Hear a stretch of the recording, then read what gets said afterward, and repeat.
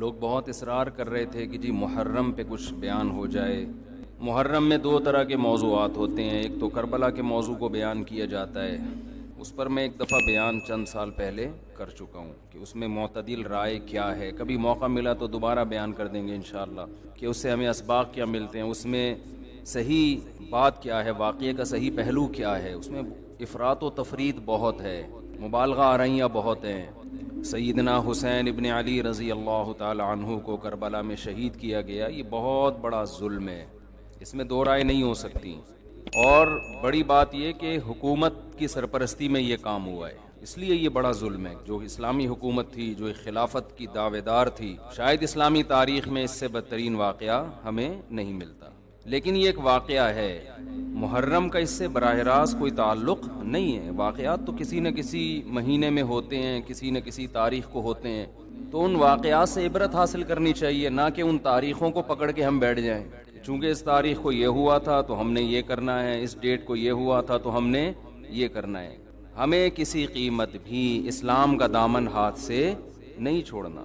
حضرت حسین رضی اللہ تعالی عنہ جو کربلا میں نکلے تو محرم ہونے کی وجہ سے تھوڑی نکلے تھے، تو سیاسی حالات کو درست کرنے کی نیت سے نکلے. وہ محرم ہوتا تو بھی جاتے، سفر ہوتا تو بھی جاتے، ربیع الاول ہوتا تو بھی جاتے، رمضان ہوتا تو بھی جاتے. اس کا محرم سے کیا تعلق ہے؟ جس چیز کو آپ نے حق پہ سمجھا اس کے لیے آپ نے خروج کیا، اس کے لیے اپنی گردن کٹا دی. غیرت کی شہادت کو ذلت کی زندگی پر ترجیح دی، پورا خاندان کٹوا دیا، مگر غیرت پر سودا نہیں کیا. تو اگر یہ سفر میں آپ کو موقع ملتا تو آپ سفر میں نکلتے، ربیع الاول میں موقع ملتا تو ربیع الاول میں نکلتے، رمضان میں ملتا تو رمضان میں نکلتے. ہمیں کیا کرنا ہے؟ چاہے محرم ہو، چاہے سفر ہو، چاہے ربیع الاول ہو، چاہے ربیع الثانی ہو، جمادی الاولی، جمادی الثانیہ، رجب، شعبان، رمضان، ہمیں حکم یہ ہے کہ شریعت نے ہمیں جو حکم دیا ہم اس سے تجاوز نہ کریں. اسلام کیا آرڈر دیتا ہے ہمیں؟ اسلام ہمیں غم کے موقع پہ بھی احکام دیتا ہے اور خوشی کے موقع پہ بھی احکام دیتا ہے. اس سے ہم نے دائیں بائیں نہیں ہونا. الذین اذا اصابتهم مصیبۃ قالوا انا للہ وانا الیہ راجعون. اہل ایمان کی علامت ہے جب انہیں کوئی مصیبت پہنچتی ہے کیا کہتے ہیں؟ ہم اللہ ہی کے لیے ہیں اور ہم نے لوٹ کر اللہ ہی کی طرف جانا ہے. یہ کہہ کے صبر کرتے ہیں. دیکھو مصیبت کے موقع پہ آپ کے پاس دو آپشن ہیں، یہ قرآن نے دی ہیں. ایک انتقام، انما السبیل علی الذین یظلمون الناس، فرمایا جو کسی پہ ظلم کرے گا اس پہ گناہ ہوگا، جو ظلم کا بدلہ لے گا اس پہ گناہ نہیں ہوگا. وَجَزَاءُ سَيِّئَةٍ سَيِّئَةٌ مِثْلُهَا، قرآن کہہ رہا ہے برائی کا بدلہ اسی کے بقدر برائی. یہ بھی آپشن آپ کے پاس ہے. کسی نے آپ کے ساتھ ظلم کیا، زیادتی کی، آپ ظالم سے بولیں بدلہ لیں، آپ اجازت دی. تبھی تو قرآن نے کہا کوئی کسی کو قتل کر دے فَقَدْ جَعَلْنَا لِوَلِيِّهِ سُلْطَانًا فَلَا يُسْرِفْ فِي الْقَتْلِ. اللہ کہتے ہیں ہم نے مقتول کے وارث کو اجازت دی ہے کہ قاتل سے بدلہ لے لے. ہم نے اس کو یہ قدرت دے دی ہے، ہم نے طاقت دے دی ہے، ہم نے اجازت دے دی ہے. بین الاقوامی لاء تو کہتا ہے کہ قاتل کو آپ قتل نہیں کر سکتے، اس کو یہ ہوگا، عمر قید ہوگی. اللہ کہتے ہیں نہ نہ نہ نہ. کسی کے باپ کو قتل کر دیا گیا، بیٹے کو پرمیشن ہے کہ وہ قاتل سے قصاص لے. حکومت اس میں تعاون کرے گی، قصاص تو یہی لے گا.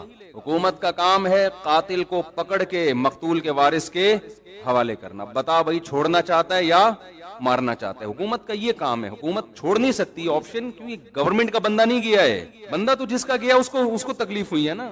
جو سیکولر حکومتیں ہیں وہ انسانوں کو اپنا غلام سمجھتی ہیں، حالانکہ وہ دعویٰ کرتے ہیں کہ ہم انسانوں کو غلامی سے نکال رہے ہیں. اسلام کہتے ہیں کسی کے غلام نہیں ہے، کوئی حکومت کا غلام نہیں ہوتا. حکومت کا کام مینجمنٹ ہے اور لوگوں کو ظلم کا بدلہ دلانا ہے، عدل و انصاف فراہم کرنا ہے. دنیا نے کیا کیا؟ قانون سازی کر کے انسانوں کے اوپر تھوپ دی ہے. وہ کیا کیا تھوپی ہے وہ ایک لمبی کہانی ہے. کہ دعویٰ تو یہ ہے کہ ہم آزادی، انسان کو آزاد کر رہے ہیں، آزاد نہیں کر رہے، سب کی غلامی سے نکال کے اپنا غلام بنا رہے ہیں. عورت کو شوہر کی غلامی سے نکالا، ریاست کا غلام بنا دیا. شوہر جو باپ پہ خرچ کرتا، بیوی پہ خرچ کرتا، بولا نہیں باپ بیوی پہ خرچ نہیں کرو، ایک دھیلا بھی تم پہ، ہمیں ٹیکس دو. 40% ہمیں دو اپنی تنخواہ کا. 1 لاکھ کما رہے ہو 40,000 ہمیں دو, ہماری مرضی پھر ہم تمہارے باپ کو اولڈ ہاؤس میں کتنا دیں اور تمہاری بیوی کو ہم کتنا دیں, یہ ہماری مرضی, ہمارا ہیڈک ہے, تمہارا نہیں ہے. یہ اسلام ریلیشن کا قائل ہے. ریلیشن شوہر بیوی کا ریلیشن ہے. شوہر بیوی پہ خرچ کرے گا تاکہ بیوی اس سے محبت کرے, بیٹا باپ پہ خرچ کرے گا تاکہ باپ اپنے بچوں کو شوق سے پالیں گے, یہ بڑھاپے میں ہمارا سہارا ہے. آپ نے سارے ریلیشن ختم کر کے لوگوں کو غلام بنا دیا, کس کا؟ ریاست کا. اسی میں یہی ہے کہ اسلام کہتا ہے کسی کے باپ کو قتل کیا گیا ہے, انتقام کی آگ کس میں بھڑک رہی ہے؟ گورنمنٹ میں تھوڑی بھڑک رہی ہے. حکومت کا کیا لگتا ہے بھائی؟ وہ اچھا بھلا تمیز سے بیان چل رہا تھا, محبت سے غصہ آ گیا مجھے, آرام سے چل رہا تھا نا.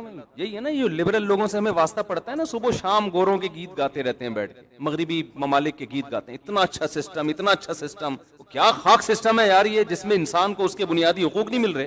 آپ کہہ سکتے ہیں ہمارے ملک میں کون سا مل رہے ہیں, تو ہمارے ملک میں اسلام نہ ہونے کی وجہ سے مل رہے ہیں. اسلام ہوتا تو مل رہے ہوتے, اس میں اسلام کا قصور نہیں ہے, یہ تو ہمارے حکمرانوں کا قصور ہے. ڈالر نیچے آ گیا سنا, تھوڑا سا خوش فہمی میں مبتلا ہونے کی ضرورت نہیں ہے.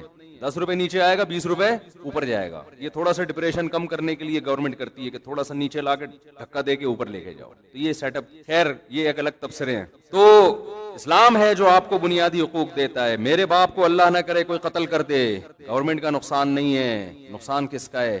میرا انتقام کی آگ مجھ میں بھڑکتی ہے. اس کا نقصان یہ ہوتا ہے کہ میں قاتل کو تلاش کروں گا, وہ نہ ملے اس کے بھائی کو مار دوں گا, وہ نہ ملے اس کے ماموں کو مار دوں گا, جو ہوتا ہے قبائلی علاقوں میں. اسلام نے اس پہ پابندی لگا دی. نا نا نا نا نا. اللہ کہتے ہیں فقد جعلنا لولیہ سلطانا, دیکھو ہم نے تمہارے جذبات کا خیال کیا ہے, ہم نے تمہیں طاقت دی ہے کہ قاتل سے بدلہ لوگے تمہیں گناہ نہیں ملے گا. اب جب ہم نے تمہیں تمہارا حق دے دیا تو اب حد سے تجاوز نہ کرو. کیا مطلب؟ قاتل کے علاوہ کسی اور سے بدلہ لینے کی کوشش نہ کرو. اس نے آپ کا ایک مہمان مارا, آپ نے کہا ہم اس کے 2 مہمان ماریں گے. یہ کام ایک پنجاب والا چلا گیا نا, پنجاب والا چلا گیا وزیرستان میں, وہاں قبائلی لڑائیاں ہو رہی تھیں, تو وہ کہیں باہر اس کو چارپائی پہ سلا دیا انہوں نے. تو اس کو ڈر لگ رہا ہے یار, ان کی تو دشمنی اٹھا کی رات کو آوازیں آتی, مجھے کو مار پور کے نہ چلا جائے. اس نے دروازہ بجایا, بھائی مجھے اندر سلا. اس نے کہا کیوں, گھبرا کیوں رہا ہے؟ اس نے کہا مجھے ڈر ہے آپ لوگ کی دشمنیوں میں نہ مارا جاؤں. اس نے کہا فکر نہ کرو, وہ ہمارا 1 مہمان مارے گا, خدا کی قسم اس کا 10 مہمان مارے گا. اس نے کہا بھائی اس کا تم 10 مارو 20 مارو, ہم تو مر گئے نا, ہم تو گئے کام سے. تو دیہاتی علاقوں میں چاہے بلوچستان ہو, چاہے اندرون سندھ ہو, چاہے کے پی کے ہو, چاہے پنجاب ہو, یہی ہوتا ہے. جہاں قانون نہیں ہے وہاں کیا ہے, قاتل نہ ملے تو جو ملے اس کو مار دو. قرآن اس سے منع کر رہا ہے. نا نا نا نا, دیکھو ہم نے تمہیں رائٹ دیا, گورنمنٹ نہیں دیتی ہے. گورنمنٹ کہتی ہے نہیں, اتنے لمبے کیسز چلتے ہیں, مقدمے چلتے چلتے چلتے چلتے پھر جج پیسے کھا کے. ایسا بھی ہوتا ہے, جو ججز بیان سن رہے ہیں ان کے علاوہ کی بات کر رہا ہوں. تو انصاف نہیں ملتا انسان کو. عمر قید تو ہے ہی نہیں اسلام میں, لمبی جیل میں ڈال دیا, وہ اور بڑا مجرم بن کے آئے گا. وہ کھانے پینے سے گیا. یہاں کتنا اچھا قانون بنایا کہ قاتل کو پکڑ کے حکومت کیا کرے گی, باپ کو مارا ہے تو بیٹے کے حوالے, شوہر کو مارا ہے تو بیوی کے حوالے, لے بھائی اپنے میاں کا بدلہ لے لے. اور اگر دیت لے کے چھوڑنا چاہے تو اس کا بھی آپشن تیرے پاس ہے, دیت لے لے, چھوڑ دے اس کو. پھر قرآن نے دیت کی ترغیب دی. وَمَنْ عُفِيَ لَهُ مِنْ أَخِيهِ شَيْءٌ, جس کو اپنے بھائی کی طرف سے معافی مل گئی. یعنی اللہ مقتول کے وارث کو کہہ رہے ہیں قاتل بھی تمہارا دینی بھائی ہے, تو بھائی سمجھ کے چھوڑ دو. ترغیب دی ہے, زبردستی نہیں کی اسلام نے. حالانکہ اللہ تو زبردستی بھی کر سکتا ہے نا کہ چھوڑنا پڑے گا, لیکن اللہ کہہ رہے میں ایسے قانون کیوں بناؤں, حالانکہ وہ خدا ہے, اس کو ہم پہ حق ہے, پھر بھی وہ کہہ رہے کہ ایسے قانون کیوں بناؤں کہ انتقام کی آگ بھڑکے ان کے دل میں. خدا جب ہمارے جذبات کی رعایت کر رہا ہے تو گورنمنٹ کون ہوتی ہے جو رعایت نہ کرے؟ بھائی اللہ حکومت سے بڑا ہے کہ نہیں ہے, اس کو ہم پہ زیادہ قدرت ہے. تو قرآن نے کیا کہا, ترغیب دی کہ اس کو کیا کرو, معاف کرو. بہتر یہ معاف کر دو, دیت لے لو, پیسے لے کے چھوڑ دو, اس سے تمہاری غربت دور ہو جائے گی, تمہارا نقصان ہوا اس کی تلافی ہو جائے گی. اے اللہ اس سے تو ہم اگر دیت لے کے چھوڑیں گے یہ تو غیرت کے خلاف ہے. ہمارے باپ کو مارا, وہ قیامت میں کہے گا کہ پیسے لے کے چھوڑ دیا. تو اللہ کہتے ہیں نا نا نا نا نا نا, یہ دنیا کا سزا ہے, آخرت میں قاتل کو معاف نہیں کروں گا. دنیا میں تو قاتل سے قصاص لے بھی لیا جائے نا, گردن اڑا بھی دی جائے, تو اس کا جرم تھوڑی معاف ہوتا ہے. اس لیے کہ جس کو مارا ہے اس نے تو بدلہ ابھی لیا نہیں ہے. دیکھیں جب کوئی قتل کرتا ہے 2 نقصان ہوتے ہیں, ایک تو جو بندہ مارا اس کا نقصان وہ گیا, دوسرا اس کے لواحقین کا نقصان. تو ابھی تو لواحقین کی تلافی ہوئی ہے, جو بندہ گیا ہے اس سے تو آخرت میں حساب لیا جائے گا. میں سمجھا پا رہا ہوں اپنی بات کہ نہیں سمجھا پا رہا؟ ابھی میں نے محرم پہ بیان کرنا ہے، لیکن یہ قصاص کی بات درمیان میں آ گئی. میں یہ بتانے کے لیے کہ ہر چیز کا ایک ضابطہ ہے، لا بیان کیا ہے اسلام نے. تو قرآن کیا کہہ رہا ہے؟ قاتل کو فلا یسرف فی القتل، ہم نے اجازت دے دی ہے تو قتل میں حد سے تجاوز نہ کرو. نمبر ایک، حد سے تجاوز کیا ہے؟ جس نے قتل کیا اس کے علاوہ کسی اور کو مارنے کی کوشش نہ کرو. پھر اس کا چاچا آ گیا تو اس کا ماموں آ گیا تو اس کا خالو آ گیا، اس کو اڑا دیا. نہ نہ نہ. نمبر دو، قتل کرنے میں بھی حد سے تجاوز نہ کرو، اس کو تڑپا تڑپا کے مت مارو. تبھی حدیث میں آتا ہے لا قواد الا بالسیف، قصاص لیا جائے گا تلوار سے. اس میں تکلیف کم ہوتی ہے. سعودی عرب میں گردنیں اڑائی جاتی ہیں نا، دیکھی ہوں گی آپ نے. اب تو وہاں بھی آہستہ آہستہ کم ہو رہا ہے. اس میں کیا کرتے ہیں، جلاد ادھر ایک تلوار لگاتا ہے گردن پہ پیچھے، جیسے ہی تلوار لگتی ہے آپ کی جتنے بھی کنیکشن ہے نا دماغ اور باڈی کا فوراً ختم. تکلیف کا احساس. ادھر قاتل کی گردن الگ ہوئی، قاتل تڑپتا ہوا نظر آتا ہے مگر اسے تکلیف بولو نہیں ہوتی، کیونکہ دماغ اور باڈی کا کنیکشن کیا ہو گیا، ختم. تو وہ تکلیف کیسے محسوس کرے گا؟ لیکن دہشت بہت ہوتی ہے، کیونکہ جس طرح اس کی گردن الگ ہو کے گرتی ہے اور جس طرح اس کی لاش تڑپ رہی ہوتی ہے، اس سے لوگوں پر ایک دہشت طاری ہو جاتی ہے اور لوگ قتل سے بچ جاتے ہیں کہ یار ہمارا بھی انجام ہوگا. کتنا پیارا حکم ہے کہ جو قتل کا مقصد تھا لوگوں کو بچانا آئندہ جرم سے، وہ مقصد پورا پورا حاصل ہو رہا ہے اور قاتل کو تکلیف کم سے کم دی جا رہی ہے. میں سمجھا پا رہا ہوں اپنی بات؟ لیکن جو اسلام مخالف قوتیں، ان کا قانون کیا ہے؟ بند کمرے میں لٹکاؤ. بند کمرے میں کسی کو عبرت ہوگی ہے بھائی؟ ایک صاحب سعودی عرب سے آئے، بہت پرانی بات ہے، انہوں نے کہا کہ میں نے پہلی دفعہ سعودی عرب میں جب قصاص دیکھا نا، گردن اڑائی، تو میں 2 گھنٹے کانپتا رہا ہوں کھڑے ہوئے. بتاؤ جس نے یہ منظر دیکھا ہو وہ خود کسی کو قتل کرنے کی جرت کر سکتا ہے؟ حالانکہ بلوچ تھے، وہ ہمارے دوست تھے اور بڑے مضبوط بلوچ تھے. بلوچ تو ویسے ہی مضبوط عام طور پر ہوتے ہیں، بہادر بھی ہوتے ہیں. ان کو وہ کہہ رہے پھر بھی مجھے، میں کیا کر رہا ہوں، ایسے کانپ رہا ہوں. تو بتاؤ یہ دہشت کے بعد کوئی ہمت کرے گا؟ لیکن جس کو قتل کیا ہے قصاصاً، اس کو تکلیف بولو کم سے کم. لیکن جو اسلام مخالف قانون ہے وہ ہے پھانسی. بند کمرے میں کیا کرتے ہیں؟ پھانسی لٹکا دیتے ہیں.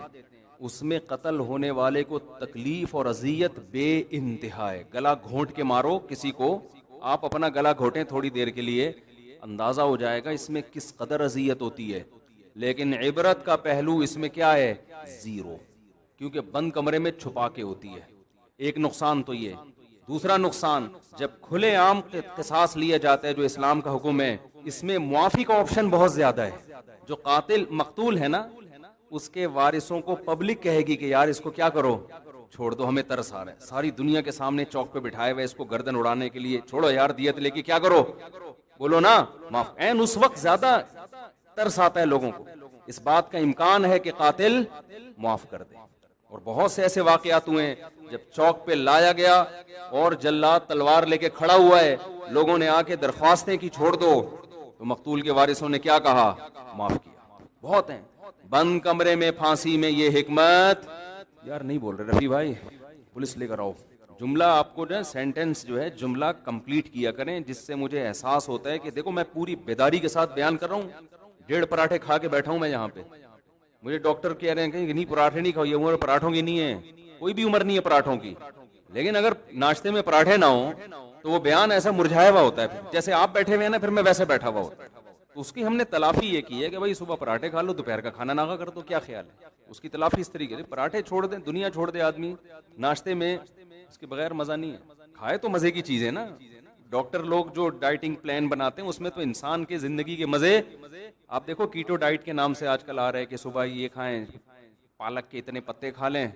ہم بکری کو کھلاتے ہیں پالک کے پتے، اتنا پودینہ اس میں اتنے ٹماٹر ڈال کے چاٹ بنا کے کھا لیں اس کو. اور پھر دوپہر کو آپ نے تھوڑے سے پتہ نہیں کیا کرتے ہیں وہ، یہ کھا لیں 2 انڈے. اور یہ رات کو آپ تھوڑا سا گوشت، وہ بھی نمکین بالکل سوکھا. اس سے آپ کی صحت بہت اچھی ہو جائے گی. تو کرنا کیا ہے بھائی، ایسی صحت کے اچھے کر کے زندگی لمبی ہو جائے گی آپ کی. پتے کھا کے 90 سال جینے سے بہتر ہے گوشت کھا کے، انڈے کھا کے، پراٹھے کھا کے 50 سال میں یا 40 سال میں مر جائے آدمی. میں خود صحت کا قائل ہوں کہ انسان کو پھوڑنا پھاڑنا نہیں چاہیے, صحت کا بہت خیال کرنا چاہیے, کیونکہ جب بیمار ہوتا ہے تو اندازہ ہوتا ہے صحت کتنی بڑی نعمت ہے, لیکن اس کو اپنے اوپر مسلط کرنے کی بالکل بھی ضرورت نہیں ہے. جلدی سے ایک چھوٹی سی بات بتا کے بس آگے چلتا ہوں میں. صحت بنانا ہے, کم کھاؤ, محنت زیادہ کرو, بس یہ بڑا بہترین معتدل سا اصول ہے. کھاؤ کم, تو ہم نے صبح پراٹھے پھوڑے ہیں تو دوپہر چھاٹ, ٹھیک ہے نا. جب تک شدید بھوک نہیں لگے گی تو نہیں کھائیں گے ہم. رات کو تو بہت ہی کم کھاؤ, کیونکہ سونا ہوتا ہے تو توند بھر کے سو گے تو پھٹو گے ایک دن دھماکے کے ساتھ. پھٹ رہے ہیں لوگ, یہ تو بہت سے دھماکے ہو رہے ہیں نا, بندہ کھا کے پھٹا ہوتا ہے, ہم سمجھتے ہیں گیس کا سلنڈر پھٹا ہے, تو وہ بندے جس طرح سے کھا رہے ہیں نا لوگ اسپیڈ میں, تو رات کو کہتے ہیں نا صبح کھاؤ بادشاہوں کی طرح, دوپہر کھاؤ, پتہ نہیں پورا ملفوظ بھول گیا میں, صبح کھاؤ ناشتہ بادشاہوں کی طرح کرو, میٹابولزم بہت تیز ہوتا ہے اس وقت, لکڑ ازم پتر ازم. دوپہر کھاؤ, الگ سے ہے کچھ جملہ, مالداروں کی طرح تھوڑا کم کر لو, اور رات کو کھاؤ فقیروں کی طرح, جیسے ملا ہی نہیں کھانے کو. ہمارے یہاں الٹا ہے, صبح ایک سلائس بریڈ میں نا ڈبو کے کھا رہے ہیں, بس ایک انڈا, دوپہر کو تھوڑا بڑھا دیا, اور رات کو پھوڑتے ہیں, اس کو کھانا کہتے ہی نہیں ہیں, پھر سو جاتے ہیں. تو الٹا چل رہا ہے. ماہرین کہتے ہیں نا کہ صبح زیادہ کھاؤ گے, پھر دوپہر کم اور رات کو اور کم, تو باڈی بھی ایسے ہو جائے گی. اور اگر الٹا چلایا نا, صبح کم دوپہر زیادہ, تو باڈی بھی کیسی ہو جائے گی, اوپر سے چلنا شروع ہو گیا, ایسے پھولتے چلے جاؤ گے. خیر, کہاں سے آواز چلی گئی. تو میں قصاص کی بات کر رہا تھا, یہ بات درمیان میں آ گئی, محرم پہ آؤں گا انشاءاللہ ابھی. تو عرض یہ کر رہا تھا کہ دیکھو کتنی حکمتیں ہیں نا اسلام کی, کوئی دین اسلام جیسا ہے نہیں, ہو نہیں سکتا.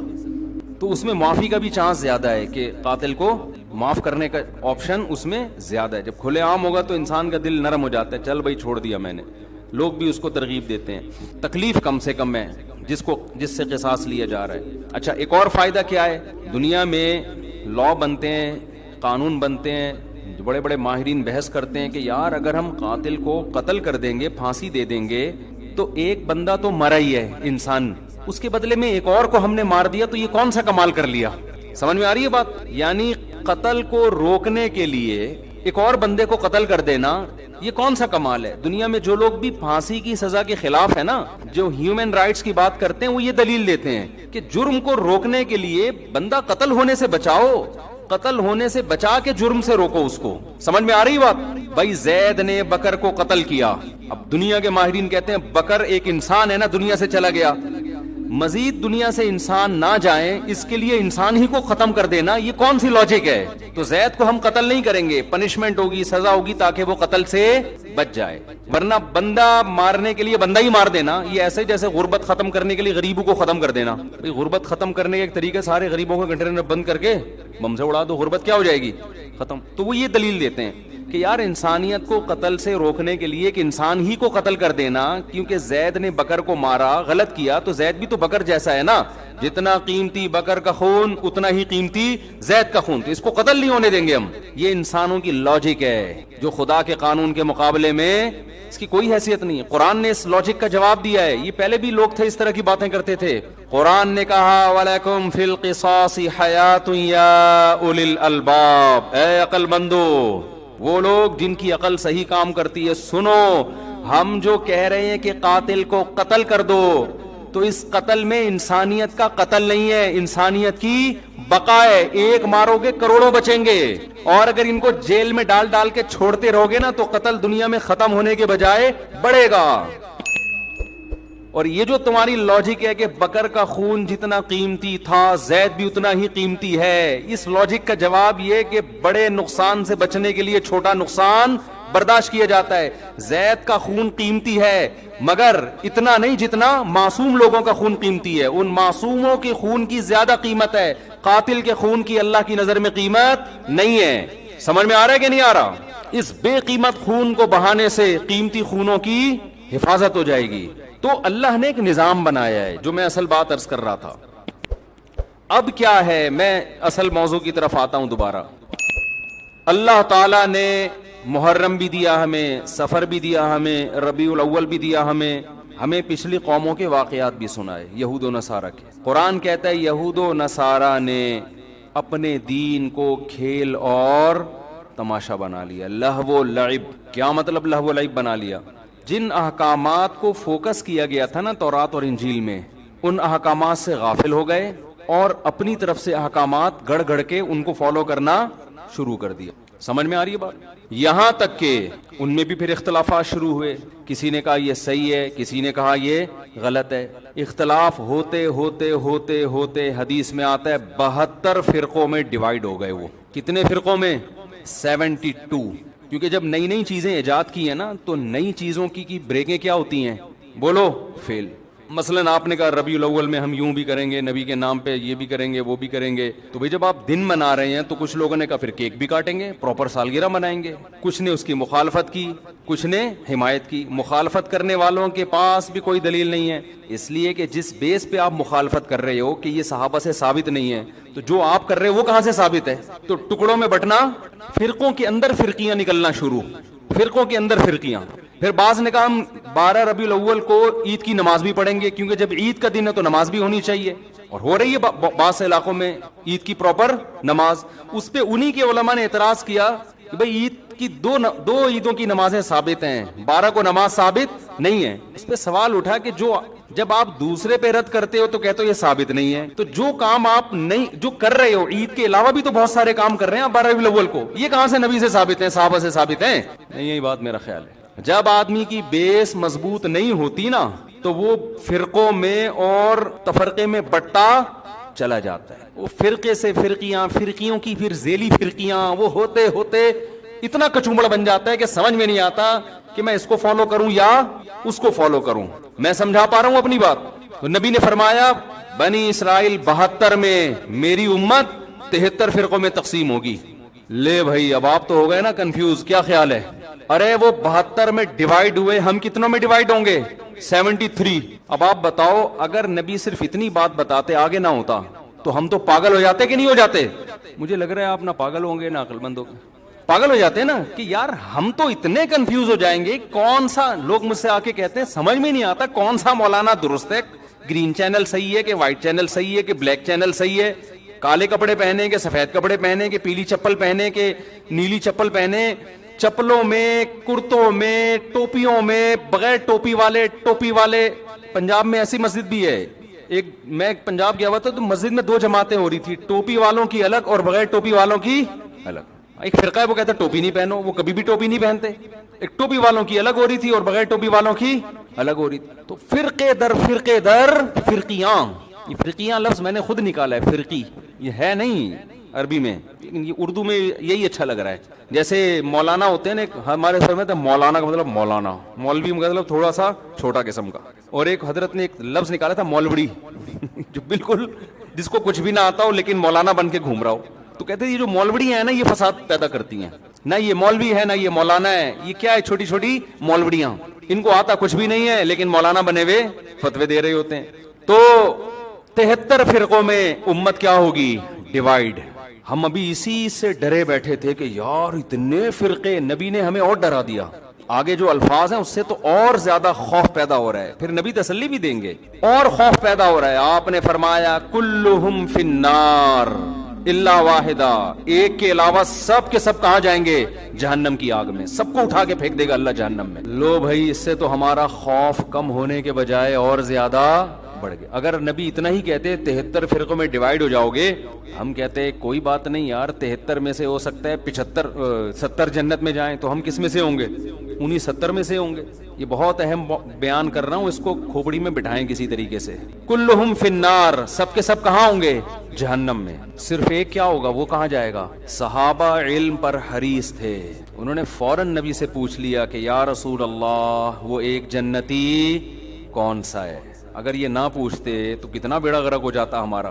نبی نے اس فرقے کا نام نہیں بتایا، یہ بھی ہمارے نبی نے ہم پر بہت بڑا احسان کیا، کیونکہ اگر نبی نام بتاتے تو سب لوگ وہی نام، ایک آدمی کہتا ہے جی یہ میری طرف سے مٹھائی لے جاؤ، وسیم نام کا آدمی ہوگا، صرف اسی کو دینا۔ اب مجمع میں ایک وسیم ہے، سلیم ہے، غفار ہے، ستار ہے، یعقوب ہے، یوسف ہے، سارے بیٹھے ہوئے ہیں، بھوک سب کو لگ رہی ہے، مٹھائی کھانے کا سب کا دل کر رہا ہے، شناختی کارڈ کسی کے پاس نہیں ہے، پہلے سے اس نے اناؤنس کر دیا کہ بھائی وسیم نام کے آدمی کے لیے مٹھائی آ رہی ہے، تو سارے وسیم بن جائیں گے کہ نہیں بن جائیں گے؟ سب کہیں گے وسیم کون ہے، اس کو پتا ہے اس نے کون سا نادرا میں جا کے دیکھنا ہے، ایک مٹھائی کے ڈبے کے لیے نادرا میں تھوڑی لے کے جائے، سب وسیم بن جائیں گے۔ آج یہی ہو رہا ہے، جماعت المسلمین نے کہا کہ نبی صلی اللہ علیہ وسلم نے فرمایا قرب قیامت میں جماعت المسلمین کو لازم پکڑنا. 1975 میں ایک جماعت بنائی گئی جس کا صدیوں تک کوئی وجود نہیں ملتا. اس کا ایک امیر خود ساختہ نام رجسٹر کروایا گورنمنٹ آف پاکستان سے جماعت المسلمین, اور وہ جتنی حدیثیں جماعت المسلمین کے بارے میں تھی وہ سارے مٹھائی کے ڈبے لینے کے لیے کھڑے ہو گئے کہ جی یہ ڈبے کس کے ہیں, یہ ہمارے ہیں, کیونکہ نبی نے کہا تھا جماعت المسلمین کو لازم پکڑنا. اور دیکھو یہ دیوبندی ہے, وہ حنفی ہے, وہ بریلوی ہے, وہ شیعہ ہے, وہ اہل حدیث ہے, اصل میں کس کا تذکرہ آتا ہے حدیث میں؟ جماعت المسلمین. او بھائی نبی نے یہ نہیں کہا تھا 1975 میں کوئی جماعت جس کا نام جماعت المسلمین ہو اس کو لازم پکڑنا. نبی کا مطلب تھا مسلمانوں کی جماعت کے ساتھ چمٹے رہنا, الگ سے کوئی فرقہ نہیں بنانا. آپ نے اپنی جماعت کا نام مسلمانوں کی جماعت رکھ لیا. پاگل آدمی تو سینس لیس لوگ ہیں بالکل. تو 1975 سے پہلے مسلمان میں جو صحیح فرقہ تھا وہ تو اس کا تو کوئی جماعت المسلمین کا نام نہیں تھا, وہ کہاں جائے گا پھر. میں نے پشاور میں بیان کیا, میں نے ان لوگوں سے کہا دیکھو جو اسلام صدیوں پہلے پشاور میں آیا تھا نا وہی صحیح ہے. اب اگر کوئی تمہیں قرآن و حدیث کے نام پہ ورغلا رہا ہے کہ ہم صحیح اسلام لائے, ہم قرآن و حدیث, تو ان سے بولو 1200 سال پہلے کیا آیا تھا پشاور میں؟ فقہ حنفی آیا تھا نا. تو اب تھوڑی اسلام آ رہا ہے, ساری کتابوں میں لکھا ہے اسلام پشاور میں 1000 سال 1200 سال پہلے آیا, تو وہ کیا آیا تھا اور اب کیا آ رہا ہے؟ اس پہ ایک مولانا نے میرے خلاف بیان کیا کہ اہل حدیث تو امام احمد بن حنبل کے دور میں بھی تھے. مجھے اہل حدیث سے اتنا بڑا اختلاف نہیں ہے, میں ان کو اہل سنت والجماعت میں داخل سمجھتا ہوں چند اختلافات کے ساتھ. وہ میرے اختلافات ہیں, وہ علمی نوعیت کے اختلافات ہیں. باقی ان میں جو متشدد ہیں وہ گمراہ ہیں, جو معتدل ہیں ان پہ ہم وہ فتویٰ نہیں لگاتے جو ہم دوسروں پہ لگاتے ہیں. لیکن یہ دلیل محترم کی صحیح نہیں ہے, اس لیے کہ آپ جو امام احمد بن حنبل سے ثابت کر رہے ہیں کہ انہوں نے کہا اہل حدیث جنت میں جائیں گے, اس سے وہ فرقہ اہل حدیث مراد نہیں ہے, اس سے وہ لوگ مراد ہے جو حدیث کو فالو کرتے ہیں. تو ابو حنیفہ بھی حدیث کو فالو کرتے تھے, امام شافعی بھی فالو کرتے تھے, اب امام احمد بن حنبل بھی فالو کرتے تھے. اس کی سب سے بڑی دلیل یہ ہے کہ امام احمد بن حنبل کے فالوورز کو اہل حدیث نہیں کہا جاتا بلکہ حنبلی کہا جاتا ہے, حالانکہ وہ تو اہل حدیث ہیں. کیونکہ امام احمد بن حنبل خود اہل حدیث ہیں, تو ان کے فالوورز کو حنبلی کیوں کہہ رہے ہو پھر؟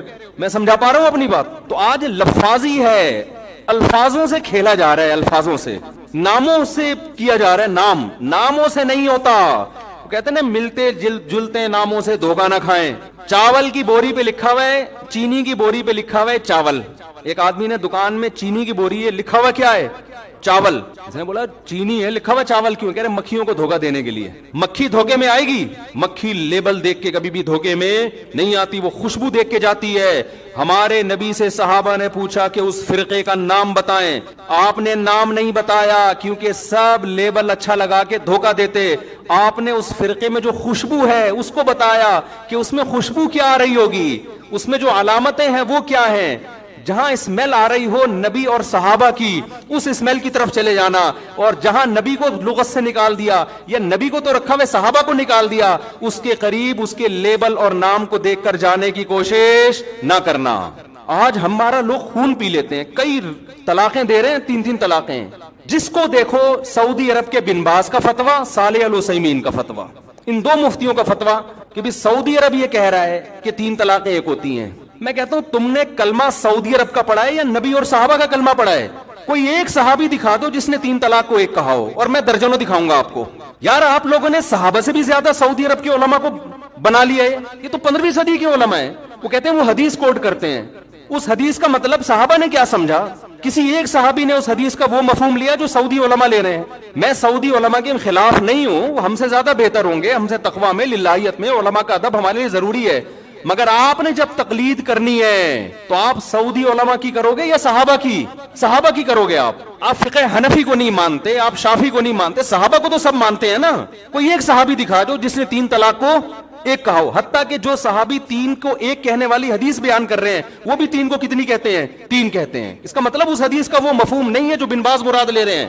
ایسے تماشے ہو رہے ہیں نا طلاقوں کے بعد آج کل. شوہر طلاقیں دیتا ہے, بیوی اپنی مرضی کا فتویٰ, بیوی کو رہنا ہے تو اہل حدیث سے فتویٰ لا رہی ہے, نہیں رہنا تو حنفیوں سے فتویٰ لے کے آ رہی ہے. قرآن نے جہاں طلاق کے مسائل بیان کیے وہاں اللہ نے کہا کہ اللہ کی آیات کو, اللہ کے احکام کو مذاق نہ بناؤ.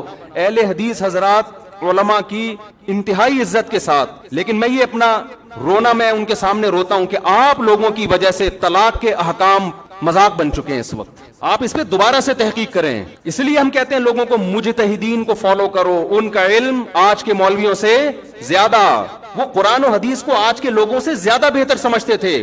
ہم قرآن حدیث کے مقابلے میں ابو حنیفہ کو فالو نہیں کرتے, خوب سمجھ لو. ہمارا یہ رائے ہے, فتویٰ ہے, جو صحیح حدیث کے مقابلے میں ابو حنیفہ کو فالو کرے گا کافر ہو جائے گا. گمراہ تو دور کی بات ہے. بات یہ ہوتا ہے کہ حدیث کا ایک تشریح ابو حنیفہ کہتے ہیں, ایک تشریح آپ کی نظر میں ہوتی ہے. ہم اس تشریح کو ترجیح دیں گے جو ابو حنیفہ کی رائے ہوگی. آپ کی رائے پر ابو حنیفہ کی رائے کو ترجیح دے رہے ہیں, نبی کی رائے پر ابو حنیفہ کی رائے کو ترجیح نہیں دے رہے. خدا کی قسم لا الہ الا اللہ, جو قرآن و حدیث پر ابو حنیفہ کو ترجیح دے گا اللہ کی قسم کافر ہو جائے گا. وہ ہمارا موقف 2 اور 2 4 کی طرح ہے, لیکن بات یہ آپ کے کہنے سے نہیں ہم کریں گے.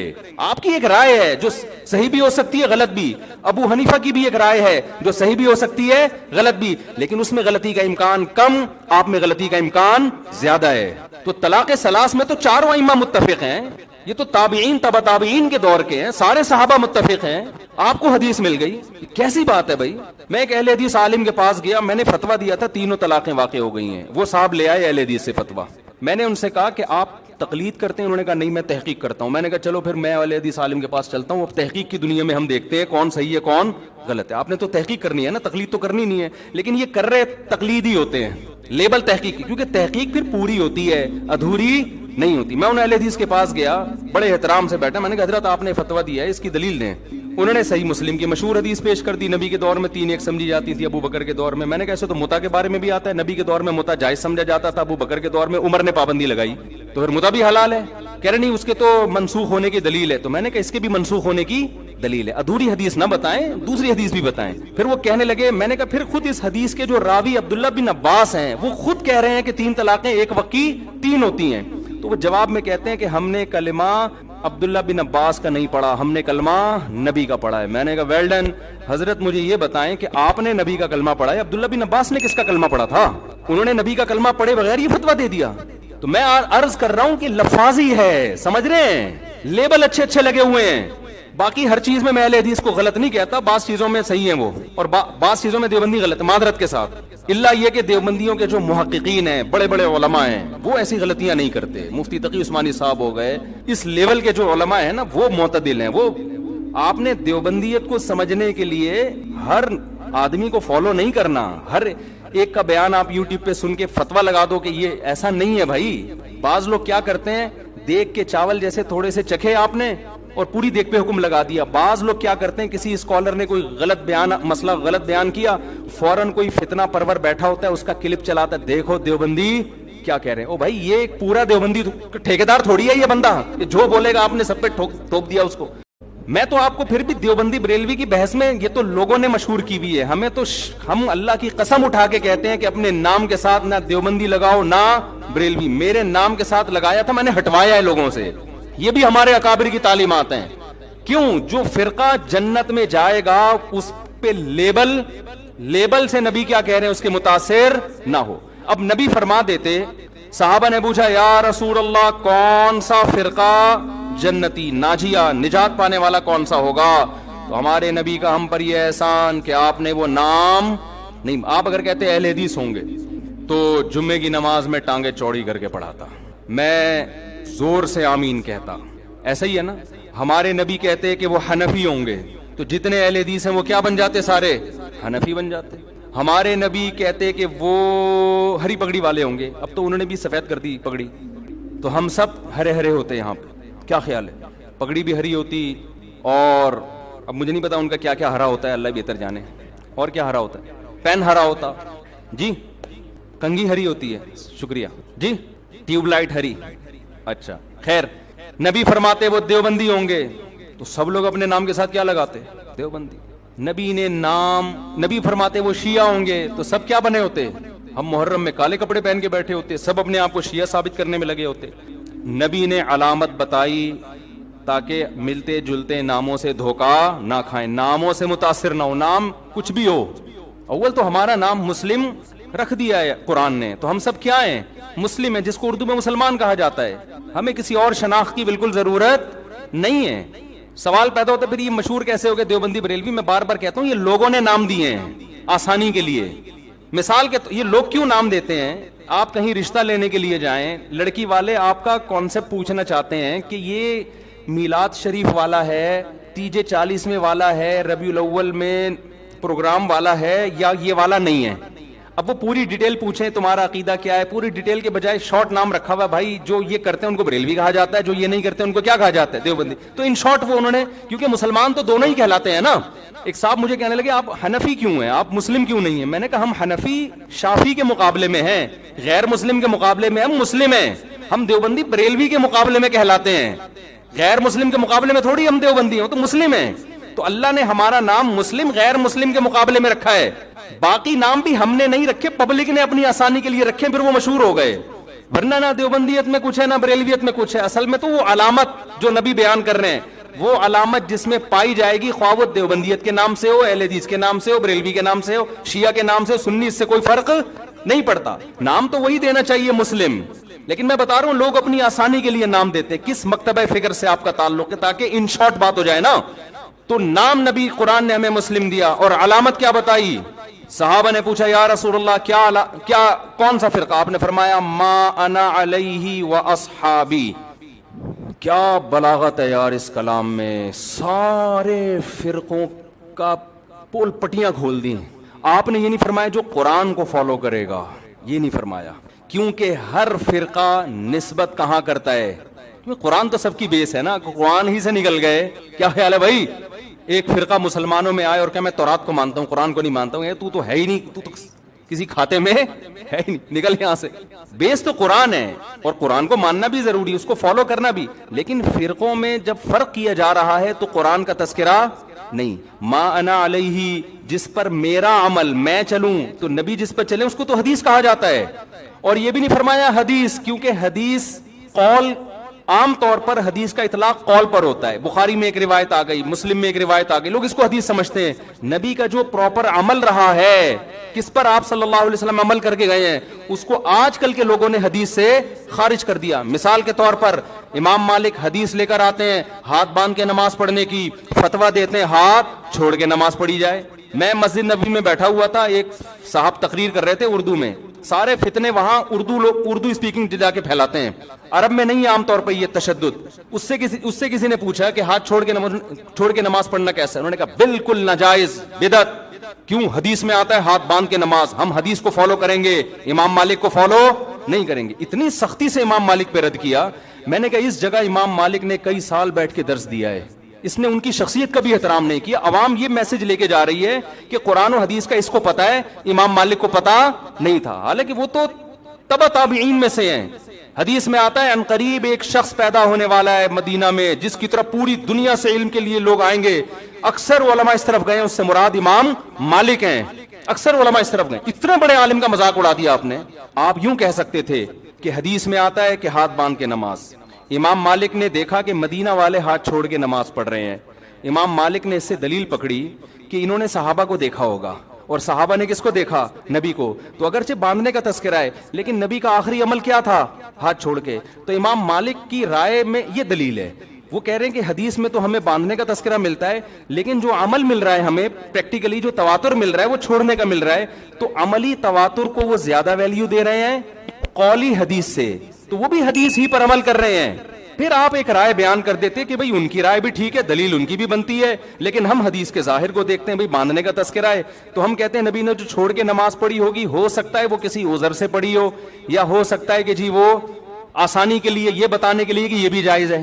تو ادب کا تقاضا یہ کہ باندھ لیے جائیں، لیکن اگر کوئی امام مالک کی رائے کو فالو کر رہا ہے تو ہم اس کو بھی برا نہیں کہیں گے۔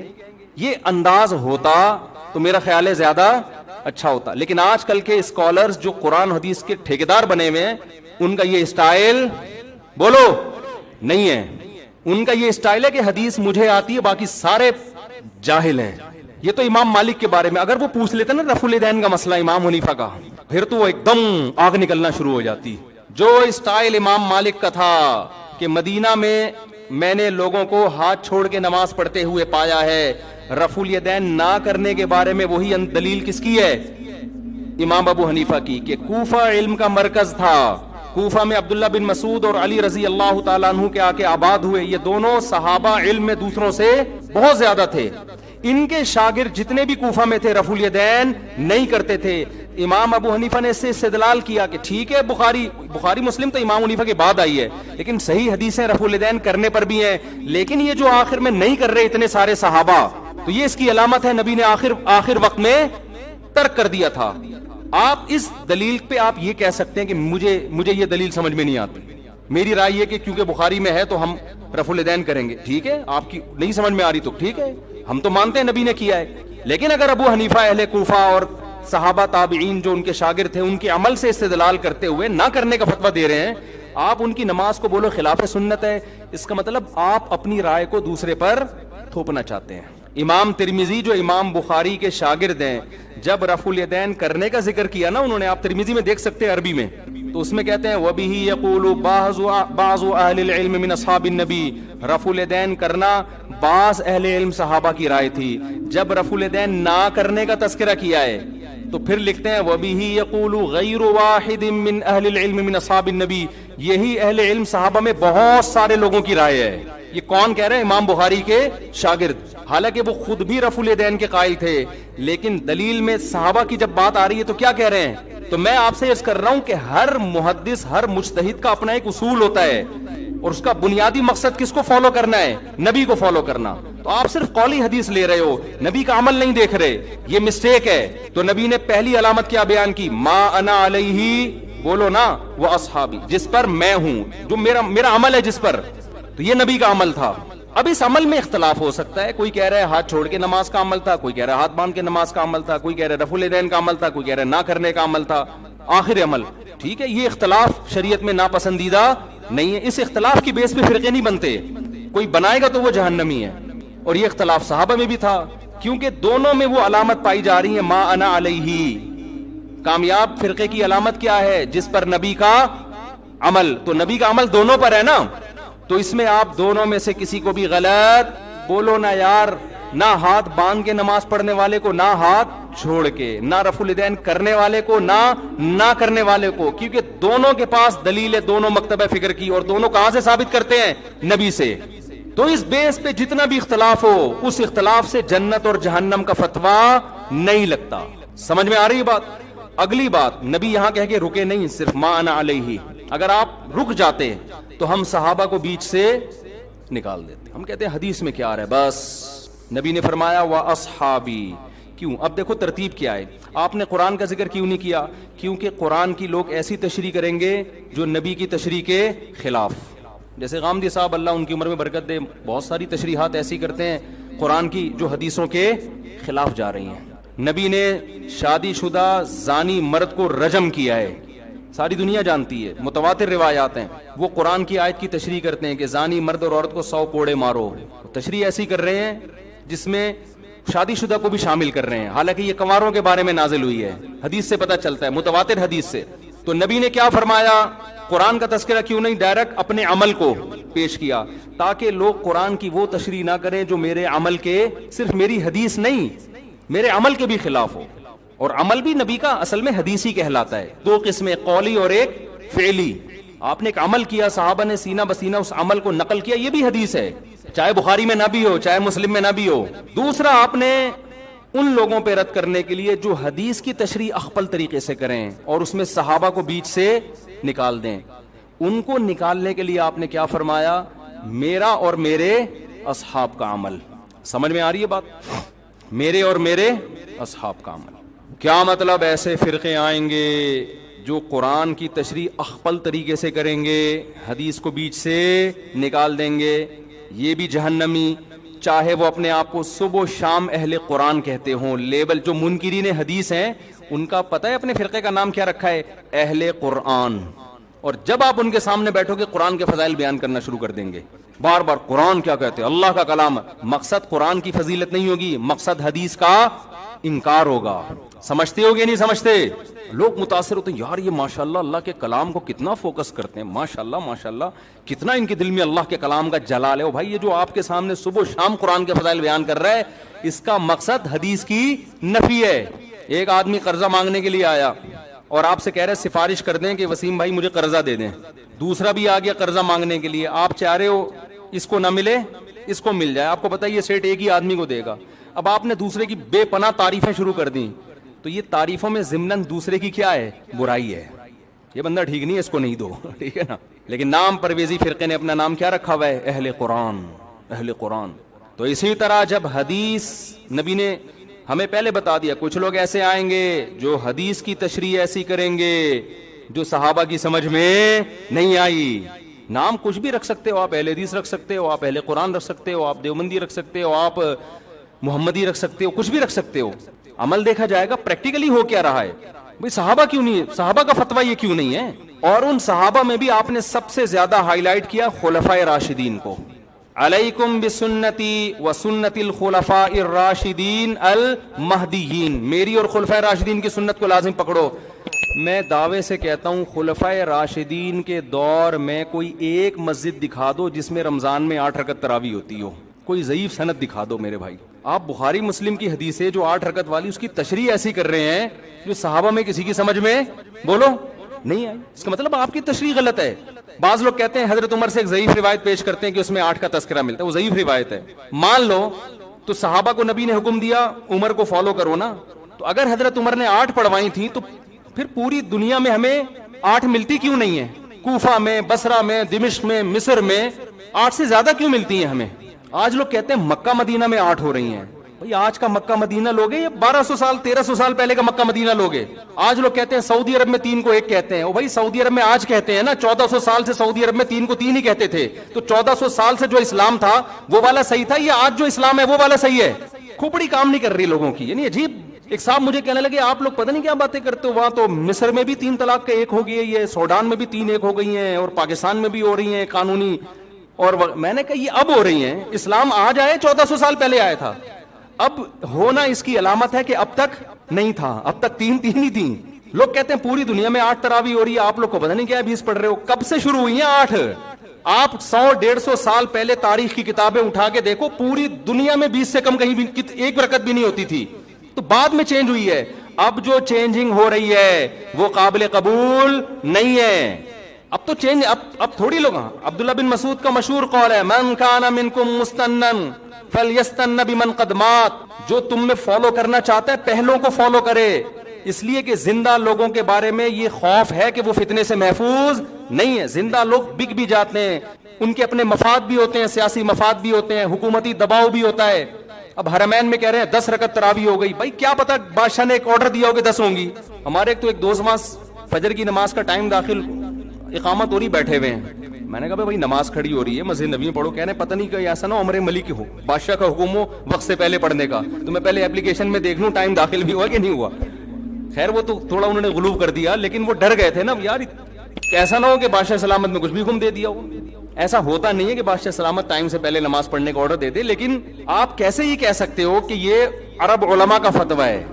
اگر چند کا ہے بھی تو ہمارے لیے ان کے احترام کے باوجود وہ فتویٰ حجت نہیں ہے. اب میں آخری بات جو محرم پہ لے کے چلا تھا, میں جلدی سے وہ سمیٹ کے ختم کرتا ہوں. اصل تو میرا ٹاپک یہ تھا محرم. تو بے بھائی فرقے بنتے چلے جائیں گے, محرم میں جو کچھ ہو رہا ہے یہ لوگ کریں گے. نبی نے فرمایا 73 فرقوں میں امت تقسیم ہوگی. میں نے اور آپ نے وہ کام کرنا ہے جو قرآن میں ہے, حدیث میں ہے, اور اس پر کس کا عمل ہے؟ صحابہ کا. اور یہ جو چاروں ائمہ ہے نا, انہوں نے انہی کو فالو کیا ہے, صحابہ کو. اس لیے امت کہتی ہے چاروں ائمہ کا جس مسئلے پر اتفاق ہو اس سے شذوذ اور خروج اختیار کرنا جائز نہیں ہے, کیونکہ یہ اس کی ظاہری ایک علامت ہے کہ حق اس میں منحصر ہے. کیوں اتنے بڑے بڑے ائمہ کیسے غلطی 1 سے ہوتی ہے, 2 سے ہوتی ہے, چاروں متفق کیسے ہو گئے؟ اور اگر آپ نہیں مانتے, اتنی بات تو مانتے ہو نا, نبی اور صحابہ یہ تو منصوص ہے نا, تو مجھے بتاؤ محرم صحابہ کی زندگی میں آیا تھا کہ نہیں آیا تھا؟ اہل بیت کی زندگی میں آیا تھا نہیں آیا تھا؟ کوئی ایک صحیح روایت ہمیں ملتی ہے کہ اہل بیت نے وہ کچھ کیا جو آج ہم کر رہے ہیں؟ کیا حضرت حسین ابن علی رضی اللہ عنہ سید الشہداء, کیا انہوں نے ماتم کی ترغیب دی ہے یا ان کے اولادوں نے ماتم کی ترغیب دی ہو؟ غم منانا, غموں میں رونا پیٹنا, ماتم کرنا, اسلام صبر کی تلقین دیتا ہے. اہل بیت کا حکم بھی کیا تھا؟ صبر. واویلا کرنا, رونا پیٹنا, چیخنا چلانا, یہ اسلام کا حکم نہیں ہے. بعض لوگ استدلال کرتے ہیں کہ فلاں موقع پہ نبی صلی اللہ علیہ وسلم روئے, فلاں موقع پہ فلاں صحابی روئے. غم کے موقع پہ روئے ہیں, غم کا موقع گزرنے کے بعد اس تاریخ آنے پر روئے, ایسا ہمیں تذکرہ بولو نہیں ملتا. غم کے موقع پہ رونا تو انسان کی نیچر ہے، فطرت ہے، اس میں بھی چیخنے کی اجازت نہیں ہے، ماتم کی اجازت نہیں ہے. این جب صدمہ پہنچے اس وقت آپ کو ماتم کی اجازت نہیں، نبی نے لعنت فرمائی ہے. تو صدمہ گزرنے کے 1 سال بعد اس تاریخ کو آنے پر کہاں سے اجازت ہو گئی؟ میں تشدد کا قائل نہیں ہوں، میرا مقصد یہ نہیں ہے کہ آپ جو لوگ یہ کر رہے ہیں ان کو جا کے چھیڑیں، تنگ کریں. ہمارا ملک فرقواریت اور لسانی اور فرقہ وارانہ جھگڑوں کا متحمل نہیں ہے، مار دھاڑ اور نفرت والی تقریریں کرنا نہیں ہے. میرا مقصد تو اہل سنت والجماعت کو یہ بتانا ہے کہ آپ ایک فیصلہ کرو، آپ ادھر ہو یا ادھر ہو. آپ کے اصول کچھ اور ہیں، ان کے اصول کچھ اور ہیں، ان کو ان کے اصولوں پہ چلنے دیں. جب نبی نے کہہ دیا نا 73 ہوں گے تو 73 ہو کے رہیں گے. آپ فرقواریت ختم نہیں کر سکتے. آپ نے سلیکٹ کرنا ہے کہ صحیح کون ہے غلط کون ہے. آج لوگ کہتے ہیں فرقواریت ختم ہو جائے، میں نے کہا نہیں ہو سکتی ختم بھائی، نبی نے کہہ دیا 73 فرقے ہوں گے، کیسے ختم ہوگی؟ آپ نے سلیکٹ کرنا ہے، گائیڈ کرنا ہے کہ صحیح کون ہے، اپنے لیے سلیکشن کرنی ہے، ان میں صحیح کون ہے میں وہاں جاؤں گا. آپ کے پاس بہت سارے آپشن ہوتے ہیں دنیا میں بھی، تو آپ سارے آپشن ختم کر دیتے ہو. کئی رشتہ آیا آپ کے لیے، بہت ساری لڑکیاں ہیں، آپ نے کہا یہ ٹھیک ہے باقیوں کو بم سے اڑا دو. او بھائی آپ کو جو سمجھ میں آئے آپ اس سے شادی کر لو، بلکہ اس سے بھی نہیں 3 اور سے کر لو. اور لڑکی کے پاس ایک آپشن ہے، تو بھائی جو سمجھ میں آ رہا ہے اس سے کر لو، باقی وہ دوسرا جو مرضی آپ کے بلا سے آپ کہیں اس کو مار دو، کیونکہ وہ غلط آدمی کا رشتہ میرے پاس آیا ہے، بندہ ٹھیک نہیں ہے، ابا اس کو مروا دو. ابا کہے گا بیٹا تو اتنے لوگ صحیح بھی ہیں غلط بھی ہیں، تجھے جو صحیح لگ رہا ہے وہ بتا دے، جو غلط ہے وہ اس کو رہنے دے، وہ تیرا کام نہیں ہے. دنیا میں بہت سی غلط بھی ہوتی ہیں، ان کو وہ غلط مل جائے گا. تو فرقے تو رہیں گے، حضرت عیسیٰ علیہ السلام ہی آ کے ان فرقوں کو ختم کریں گے، اور تلوار سے ختم ہوں گے یہ. اور یہ ہمیں اجازت، ہمیں بم پھاڑنے کی، تلوار چلانے کی، گالیاں دینے کی اور ایسے بیان کرنے کی جس سے نفرتیں پھیلیں، ہمیں اس کی اجازت نہیں ہے. ہمارے پاس تو جو بھی آتا ہے ہم اس کو گلے لگاتے ہیں. شیعہ لوگ بھی آتے ہیں، ہم ملتے ہیں، تمیز سے بات کرتے ہیں، اکرام کرتے ہیں، السلام علیکم. مذہب پہ بحث نہیں کرتے ہم، کیوں؟ ہمیں پتہ ہے خام خواہ کا جھگڑا ہوگا، جو سیکھنے آنا چاہے بات کر لیتے ہیں اس سے. ہم نفرتوں کے قائل نہیں ہیں، نہ ہم تشدد کے قائل ہیں. ہم تو آپ کو یہ بتا رہے ہیں کہ آپ فیصلہ کرو کہ آپ ہو کس کیٹیگری میں.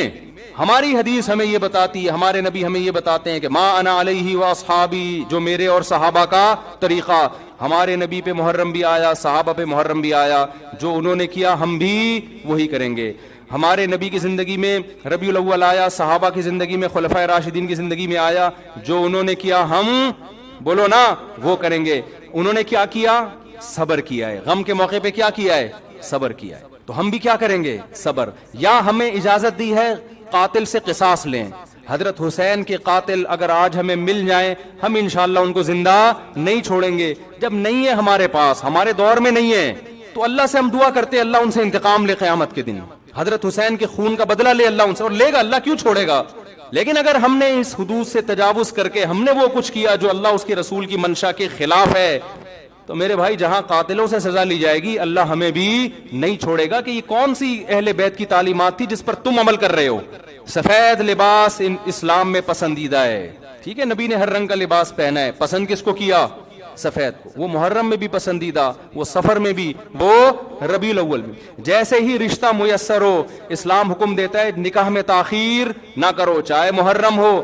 محرم ہے تو سفر تک ڈیلے نہ کریں، سفر میں رشتہ ملا تو ربیع الاول تک ڈیلے نہ کریں.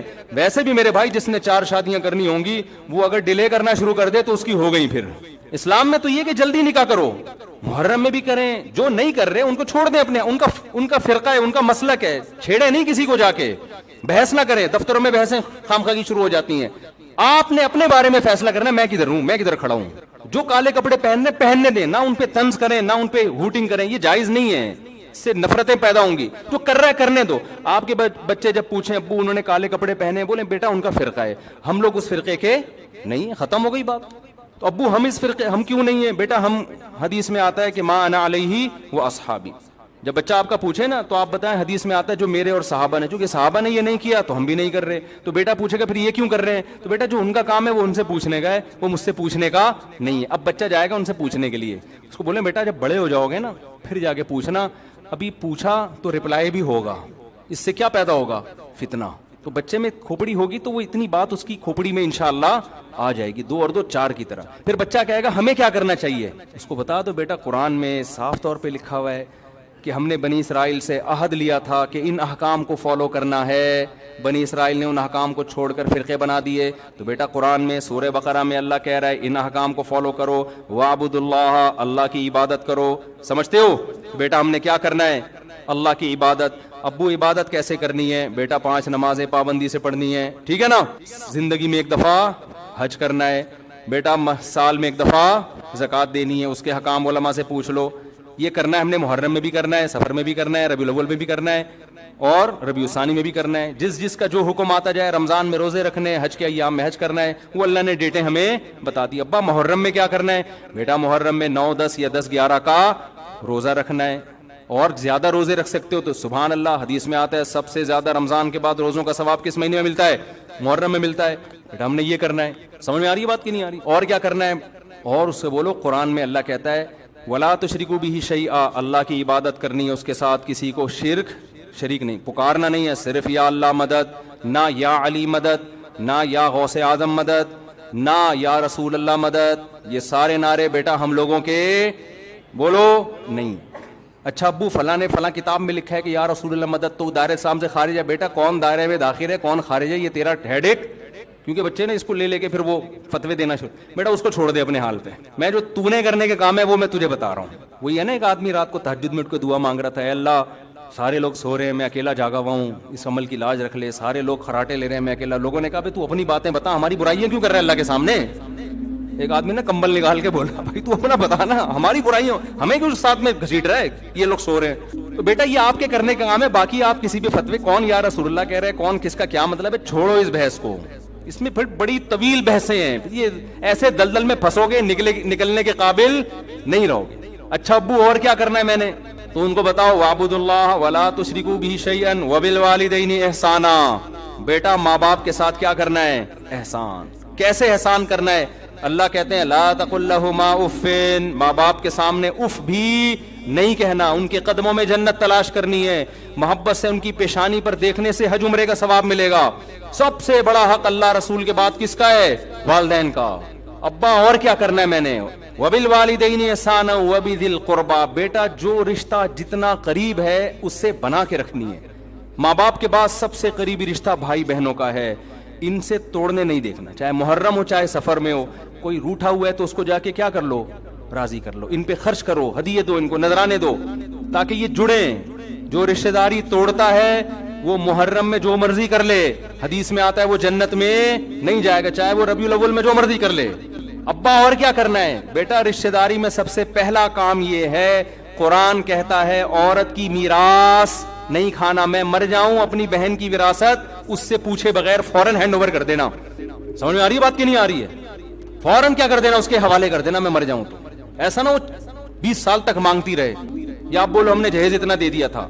اور بھی اس طرح کے حکام ہے جو سورۃ بقرہ میں ایک ہی جگہ اللہ نے وَقُولُوا لِلنَّاسِ حُسْنًا. جب بھی لوگوں سے بات کرنی ہے اچھے اخلاق سے بات کرنی، تمیز سے بات کیا کرو. بیٹا جب تم بات کرتے ہو تو لگتا نہیں ہے کہ تم نے تمیز کہیں سے، آہستہ آواز میں بات کیا کرو، دھیمے لہجے میں بات کیا کرو. یہ تو نہ کہیں تمیز سیکھی بھی نہیں ہے پھر اور بدتمیز بن جائے گا. تو وَقُولُوا لِلنَّاسِ حُسْنًا وَأَقِیمُوا الصَّلَاةَ. نمازوں کو پابندی سے قائم کرو. یہ ہمارا اسلام ہے جو محرم میں بھی ہے، سفر میں بھی ہے، ربیع الاول میں بھی ہے.